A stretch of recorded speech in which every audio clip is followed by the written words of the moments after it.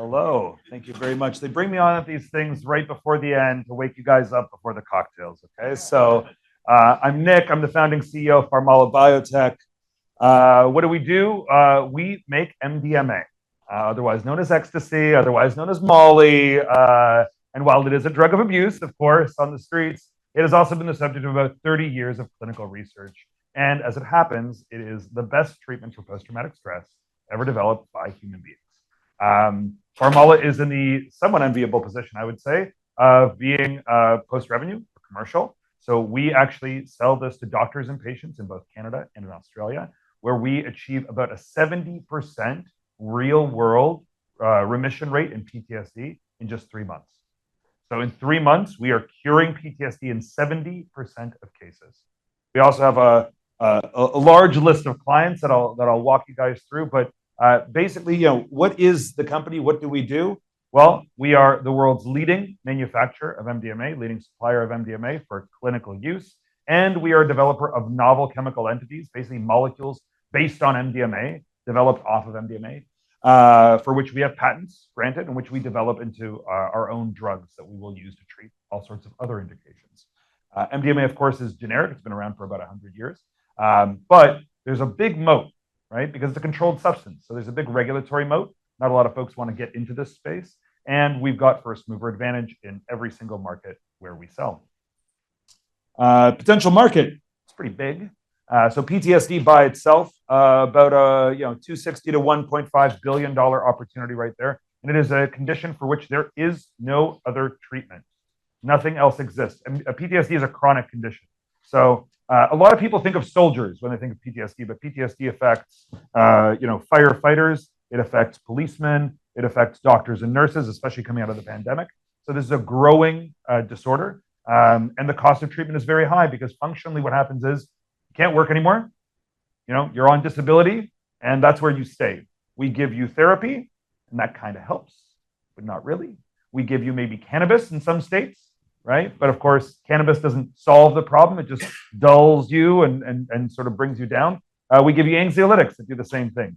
MDMA is actually a cure. It's a treatment that causes the PTSD to go into remission.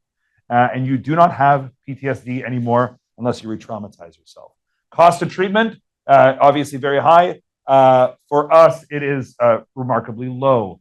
We have now reimbursement in Australia. So Medibank, the largest private health insurance company in Australia, is now providing reimbursement at one of our client clinics in the area.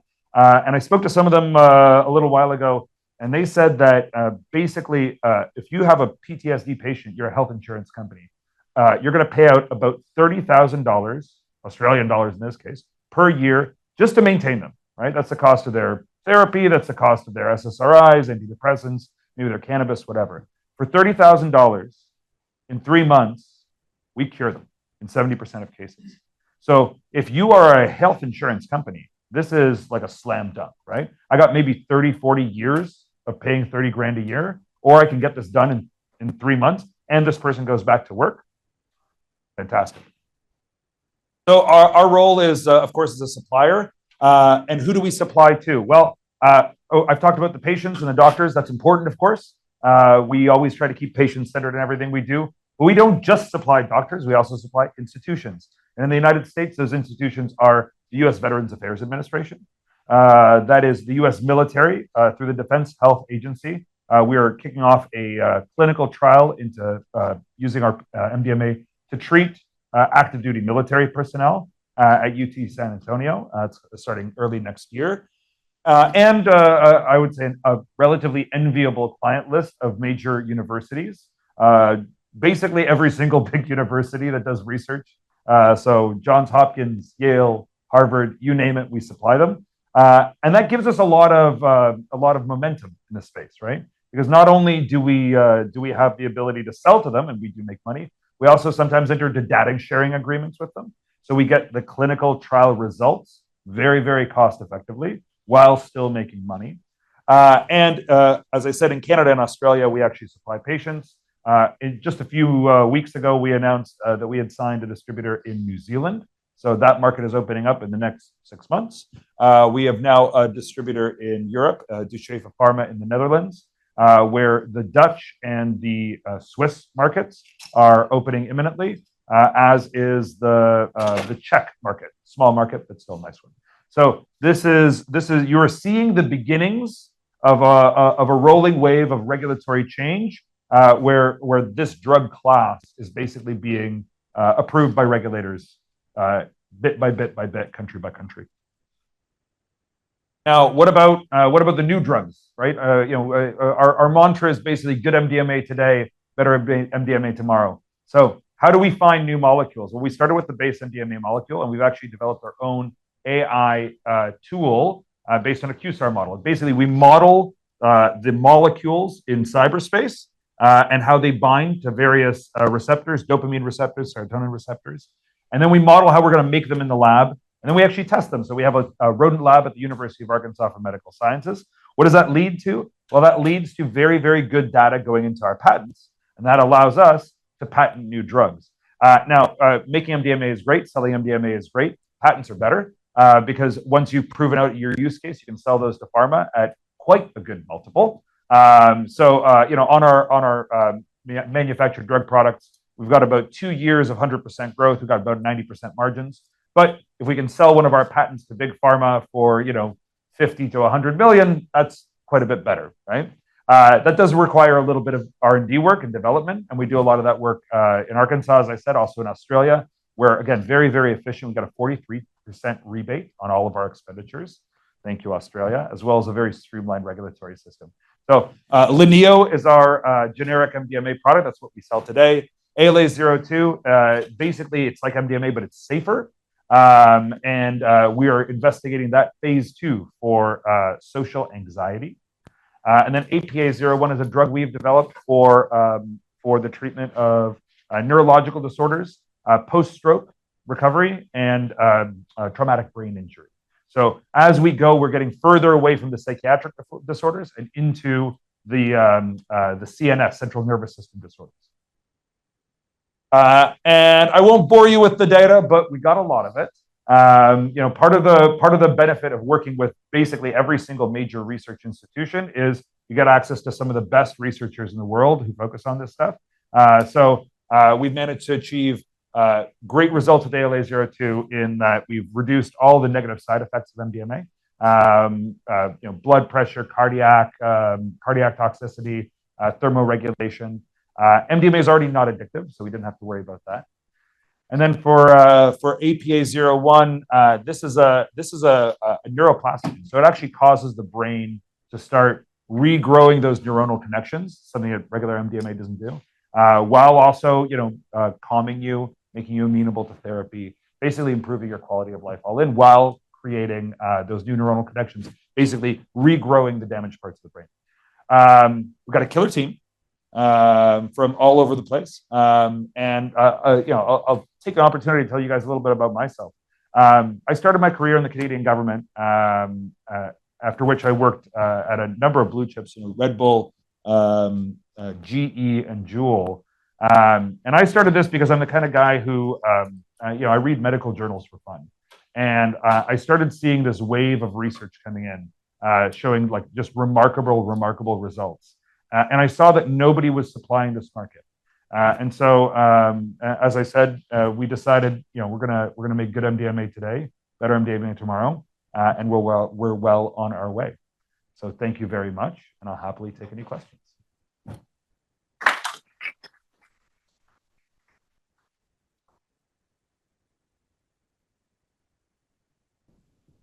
Anybody from the audience before we get started? Hi. Thank you for the presentation. So if someone gets cured in 90 days, do they go off the medication completely? Yeah. So actually, the way the protocol works is you only actually get the drug 3 times. So it's a drug-assisted therapy protocol. So you don't take the drug home with you. It's not once a day. It's not like an antidepressant. What happens is you go into the therapist's office. They give you the pill when you walk through the door. You take it, and then you go through therapy as you normally would, although it's a longer session. Probably going to be in there for quite a while. It's like, it's a 4 to 6 hour period. By the time you leave, the drug's actually worn off. So this is one of the big concerns that people have is like, oh, you're going to flood the streets with MDMA. Or actually not, right? The drug stays with the therapist. And it's actually not the drug that makes you better. It's a therapy that makes you better. But the drug makes the therapy work. Have you been looking at drugs for mental illness like schizophrenia or other So- mental, because that would be yeah. a big. A big market. There is actually, we are doing a clinical trial at UCLA looking at MDMA for schizophrenia. It is not our focus. Our focus is anxiety disorders. So basically, fear disorders, anxiety disorders, all part of one sort of bucket. And then of course, CNS disorders, brain damage, brain trauma. Thank you. I have a question. What do you mean by reduced toxicity on the heart? Because I saw in that new molecule, you essentially said like it's the same thing as MDMA except the reduced toxicity. How did you make that work, and how does that work? Yeah, so one of the downsides of MDMA, it's actually a remarkably safe drug in many ways, but the one downside is it is a little bit hard on the heart. So in a lot of the clinical trials, they've excluded anyone over the age of 65 because anyone over 65 most likely has some cardiac stuff, some vascular stuff. And what we discovered is, I mean, I can get into the science afterwards. I won't bore these nice folks with it. But basically, we found a way to reduce the cardiotoxicity of the drug while keeping the beneficial effects. And we did that. We discovered that through preclinical testing. So we dosed a whole bunch of rodents with MDMA and then our novel analog, and we compared it. And I'm guessing they're like the happiest mice on the planet, but I've never met them myself. Any other questions?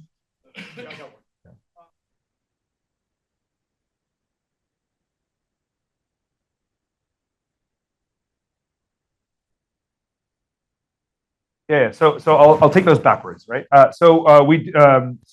Not every clinic is obviously different, but one of the things that we try to enforce on our clinic customers is that they do 6, 9, and 12-month follow-ups. That's how we know it doesn't come back. And the way that we test this is the same way. It's the generally accepted scales for PTSD that every psychiatrist uses for their patient.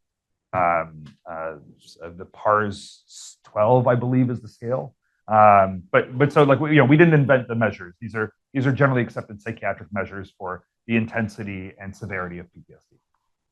And I should say, I didn't even talk about this, but we do trade on OTCQB and we are listed on the CSE. Thank you to both. And actually, in 2023, we were the #1 growth stock in Canada. Why have you focused on MDMA sales only and not developing novel molecules like the peers out there? So, I mean, look, we are developing novel molecules, but what we decided early on was that there's a lot of win in getting to patients. Like there's a lot of companies out there, and I'm sure you guys know them. There's a lot of folks in biotech who do this. Is like, listen, I'm going to need like $500 million to develop a new technology, and then after we've developed it, then we're going to commercialize it. And the day that you get regulatory approval for your drug is actually just the first day of the rest of your life. Like you got to sell this shit afterwards. And so we decided early on that we wanted to have not just development expertise, but commercialization expertise. Because just getting it onto the market is not actually a company. That's just like you're an R&D division, right? We wanted to make a company. What are the barriers to entry for others doing what you're doing? I assume you have a patent portfolio of size, but yeah. So look, we have the patent portfolio. We have the unpatented IP. So like the trade secrets that we don't patent because we don't want anybody to know what the secret sauce is. But there's also all these regulatory hurdles. So if you want to make a new drug, and I don't care what the drug is, like you want to make ketamine, which is like a WHO 100 essential medicines drug that every country has in its portfolio. You're going to have to spend about 1.5 to 2 years doing the development work, the stability studies, scaling your manufacturing. Like it all takes time and energy. And of course, in our case, it's also a controlled substance. So not everybody can do it. And so that combination of sort of like the advanced work that we did, we kind of took a leap, right? Like we didn't know for sure there would be a market for this. And then we jumped in and now there is. That was good. But anybody else now chasing us, they have to jump through all the hoops that we did. And then in their best case scenario, they're just going to split the market with us. So I think that first mover advantage combined with the regulatory hurdles that anybody, like the moat that we have, I think it's actually pretty good. I think it keeps us pretty immune. Who do you think the key competitors are? Let's see. Okay, so look, there's a company here in the US called Lykos Therapeutics. They're like OpenAI. They're like a spin-off of a charity. And the charity funded a lot of this basic research that we've relied on. They've gone through some troubles. So we have this like very weird relationship with them where they sometimes view us as a competitor, but sometimes they send us customers. I don't know. They're definitely one. And then there's a couple of groups in Australia who year in, year out, they keep promising they're going to start competing with us. And if and when they get up and running, I'll let you know. You mentioned that the drug is not addictive. As you think about some of the patients coming out of trials or actually therapy or treatment, how often do you see them turn to recreational? Well, look, let's be blunt here, guys. If I walk out of this place tonight, it's Wednesday, so I might have some trouble, but on a Thursday or Friday, I can probably walk into any nightclub in the city and probably get some MDMA for $5 within 20 minutes. Like, it's not actually hard to get MDMA. My MDMA costs a hell of a lot more than $5. I'm not competitive with the drug dealers because I have to charge a lot more. I make mine in a real licensed facility. I think that the ship has sailed on recreational MDMA, and I don't actually support its use in a recreational context. But in a clinical setting, I think it's hugely valuable. And I think we'd be silly to sort of leave this tool on the table just because it has some abuse potential in the streets. Opioids are obviously terrible when abused, but if I'm having if I'm getting knee replacement surgery, I'm probably going to want some opioids to numb the pain, right? They have their place. Great. Any more questions from the audience? Okay. Thanks so much. Thanks very much, guys.